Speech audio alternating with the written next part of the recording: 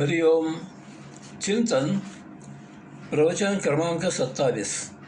सुखदुःख भाग 5.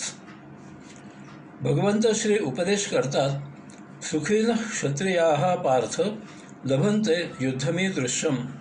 येथे भगवद्गीतेमध्ये सुखीन असा शब्द आहे.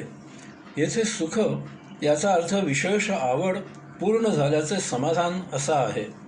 हा अर्थ बौद्धिक, वैचारिक, मानसिक पातळीवर समजून घ्यावा लागतो. याला इंग्रजीमध्ये पॅशन हा शब्द योग्य आहे. उदाहरणार्थ, एखाद्याला शिक्षकाची शिकवायची विशेष आवड असते. जर अशाला शिकवायला मिळाले तर त्यात तो मोठ्या आवडीने रममाण होतो. त्याला त्यासारखे अन्य समाधान नाही. माऊलीने येथे विविध शब्द वापरून समयोचित सुरेख निरूपण केले आहे.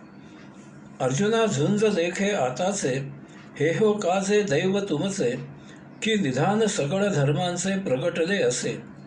अर्जुना, तू क्षत्रिय आहेस. युद्ध हीच तुझी आवड आहे. आतापर्यंत तू अनेक लढाया लढला आहेस आणि त्या तू सर्व जिंकल्या आहेस. अशा प्रकारे तू अपराजित योद्धा आहेस. युद्ध करणे ही तुझी जन्मजात आवड आहे. हा तुझा राजधर्म आहे.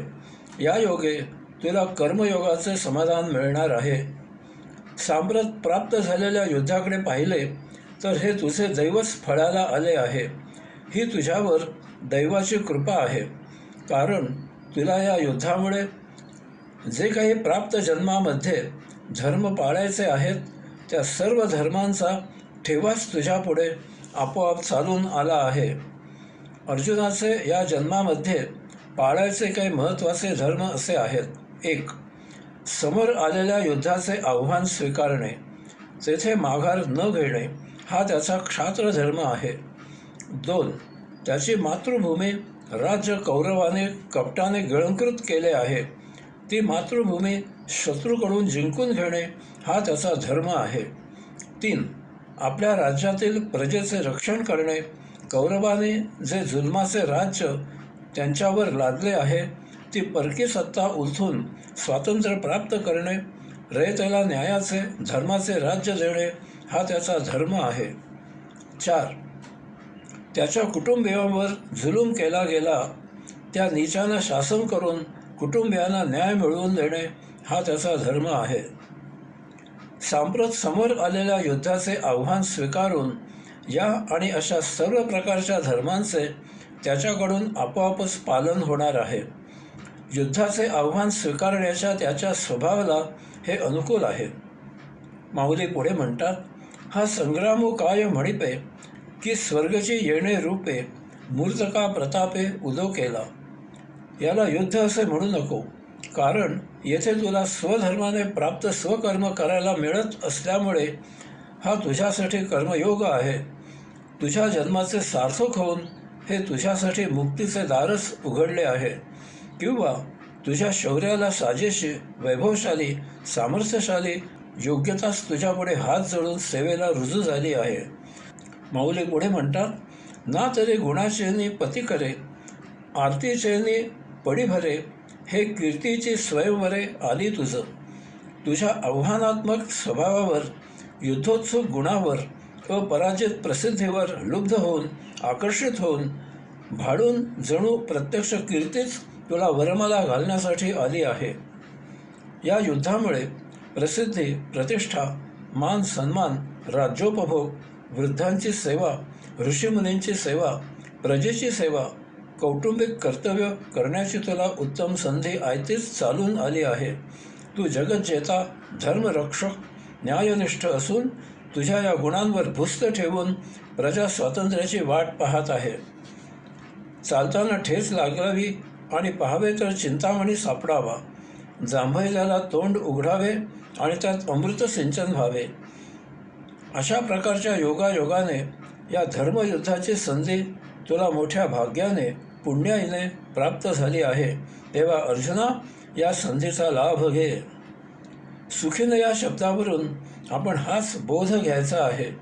एकतर सर्वे सुखावह कसे होतील अशी आवड आपल्याला असायला हवी.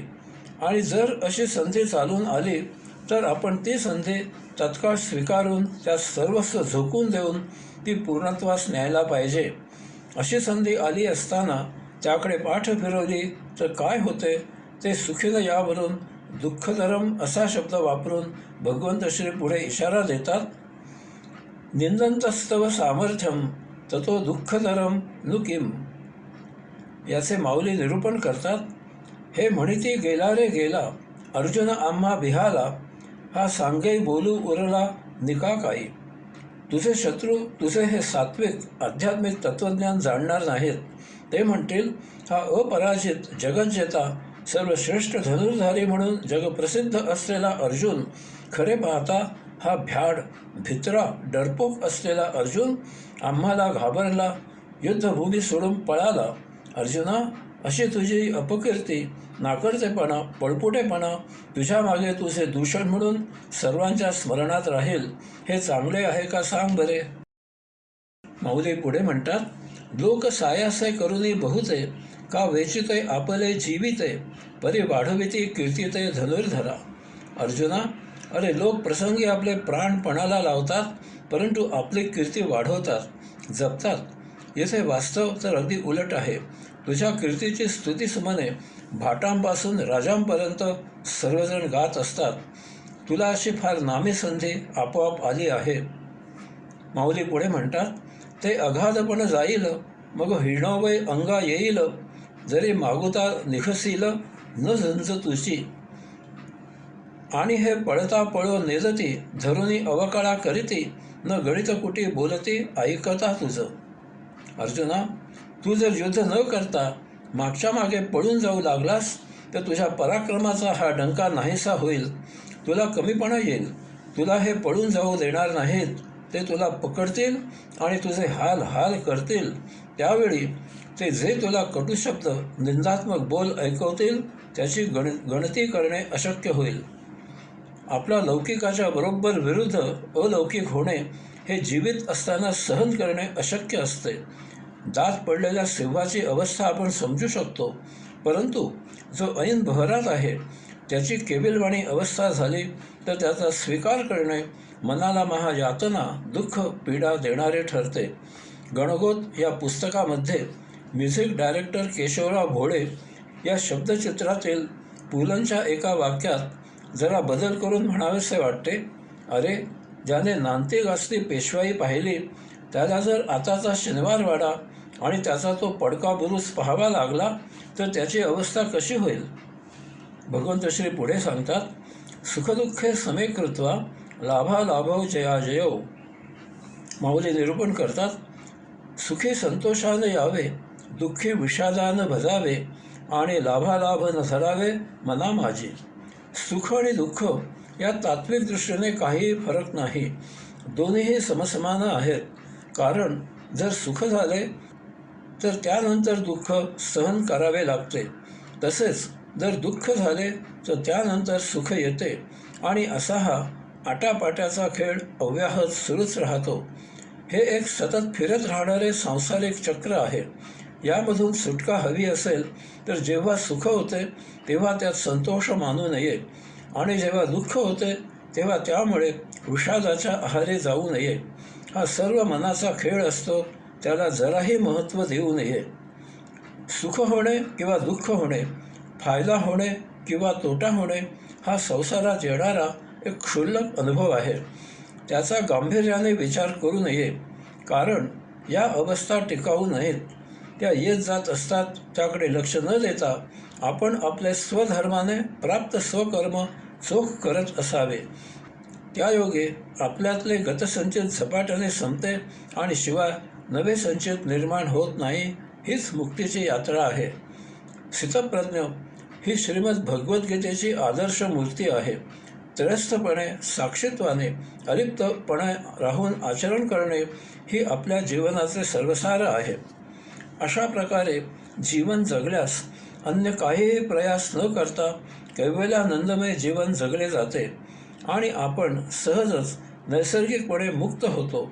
यालाच सांख्ययोग अशी संज्ञा श्रीमद भगवद्गीतेने दिली आहे. यात सुखदुःखासंबंधी भगवंत श्री उपदेश करतात.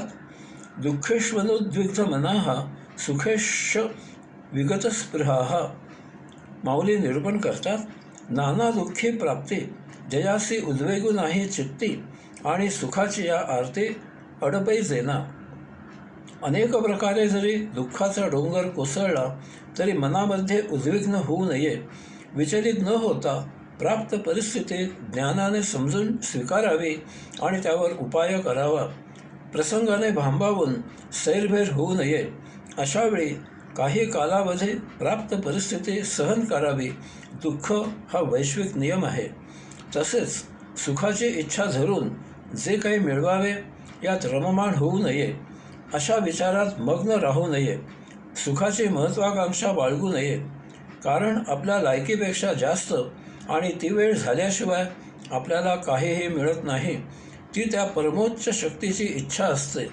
आपण कोणतीही कृती आपल्या मर्जीने अट्टाहासाने करू शकत नाही. अशाला भगवंत श्री स्थिरबुद्धीचा स्थितप्रज्ञ असे म्हणतात. प्रसादे सर्व दुःखानां हानिरस्योपजायते.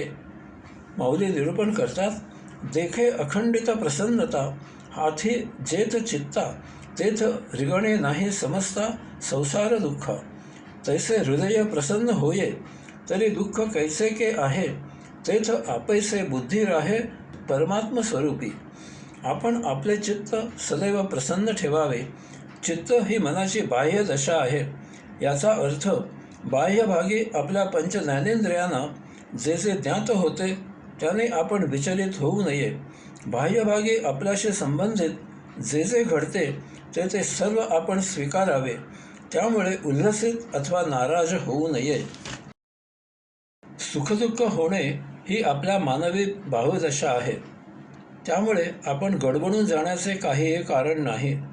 मनात जे वाटेल त्याचा बौद्धिक पातळीवर विचार करावा आणि त्यानुसार त्याचा स्वीकार अथवा त्याग करावा.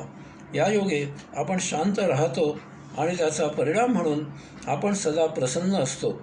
असा सदा प्रसन्न असलेला आपोआप स्वरूपी स्थिर राहतो आणि योगयुक्त होतो. असा आत्मयात्रेला स्वाभाविकच मार्गस्थ होतो. भगवंत श्री पुढे सांगतात, न चा भावयतः शांतिरसांतस्य कुतः सुखम. माऊली निरूपण करतात, निश्चळत्वाची भावना जरी नव्हेची देखई मना तरी शांती केवी अर्जुना आपू होय. अर्जुना, ज्या मनाला निश्चळ बसावे अशी भावनाच नसते ते सदा चळवळ वळवळ करत असते. अशा मनाला शांती कशी मिळेल? जेथे शांतपणाचा पाझर नसतो, जेथे शांतपणा नसतो तेथे सुख कधीही असत नाही.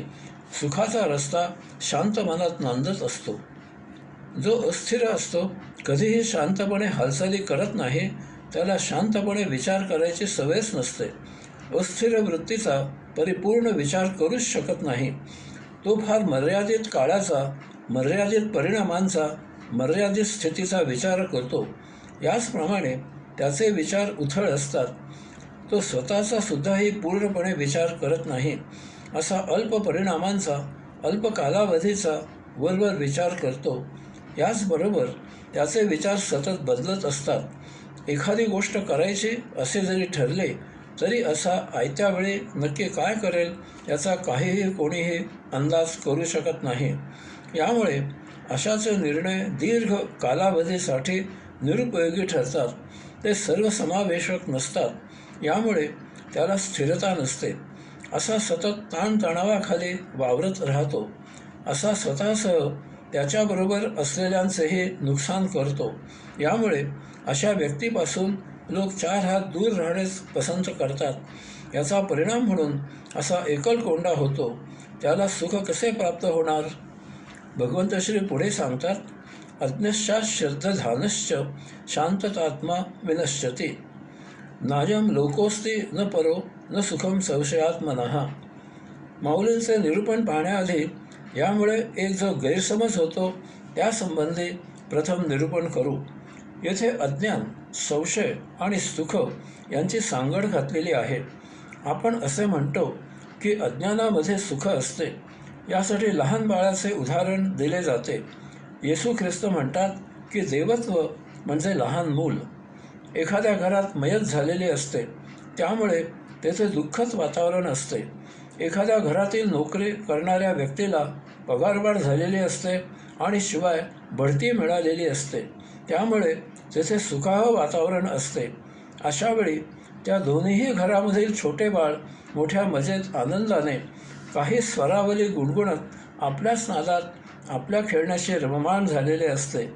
कारण ते बाळ अज्ञानी, निरागस, अश्राप, भाबडे असते. अज्ञानामध्ये कसला काही संशय नसतो, कारण अजून मन कार्यरत झालेले नसते. यामुळे लहान मुलाला फसविणे सोपे जाते, किंवा एखादा मोठा मनुष्य लहान मुलाप्रमाणे अज्ञानी, निरागस, अश्राप, भाबडा असतो. त्याचेही मन कार्यरत झालेले नसते. अशाला कोणाबद्दल कसला काही संशय येत नाही असा व्यवहारामध्ये फसविला जातो.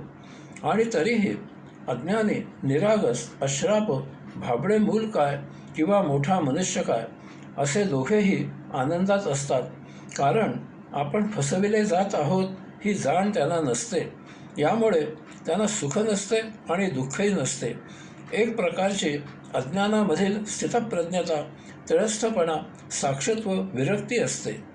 परंतु अज्ञानी असलेला, श्रद्धा नसलेला, संशयी असलेला कधीही सुखी नसतो, म्हणजे अप्रत्यक्षपणे दुःखी असतो असे सांगितले आहे.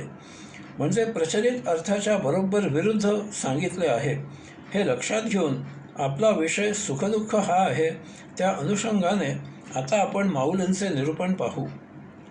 तैसा विषय सुखे रंजे, जो ज्ञानेसीची माझे, जो संशये अंगीकारिजे, येथ भ्रांती नाही. जो भौतिक भोगांमध्ये रंगून गेला आहे त्याला ज्ञानाची पर्वा नाही. जो अज्ञानाविषयी बेफिकीर आहे, ज्ञानाचा एक प्रकारचा मास ज्याला आहे, तो संशयाने वेढला जातो, यात शंका नाही. येथे कसे घडते ते पहा. एखादा भौतिक उपभोगांमध्ये पूर्ण रममाण झालेला असतो. अशाला अति सर्वत्र वर्जयेत हे मान्य नसते. वास्तवात हे त्याचे अज्ञान असते. त्याला असे वाटते की आपली आवडती गोष्ट आपण जितकी उपभोगू तितके आपण सुखी होऊ. अशाला जर कोणी सांगितले की अति गोड खाण्यामुळे मधुमेह होतो, भविष्यात एखादा डोळा निकामी होतो, पाय कापावा लागतो, तर तो त्याच्या भौतिक उपभोगांच्या झापडांमुळे असे सांगणाऱ्यांबद्दल संशय घेतो. उदाहरणार्थ, गोड पदार्थ किती खायचा याला एखाद्याला पोच नसतो. ते त्याचे अज्ञान असते. गोड खाण्यामधील तात्पुरते सुख त्याला जाणवते, परंतु नंतर मधुमेह होतो. त्याचे महाभयावह दुष्परिणाम सहनशक्ती संपलेल्या वृद्धापकाळात सहन करण्याचे दुःख वाट्याला येते. याचा विचार तो करत नाही.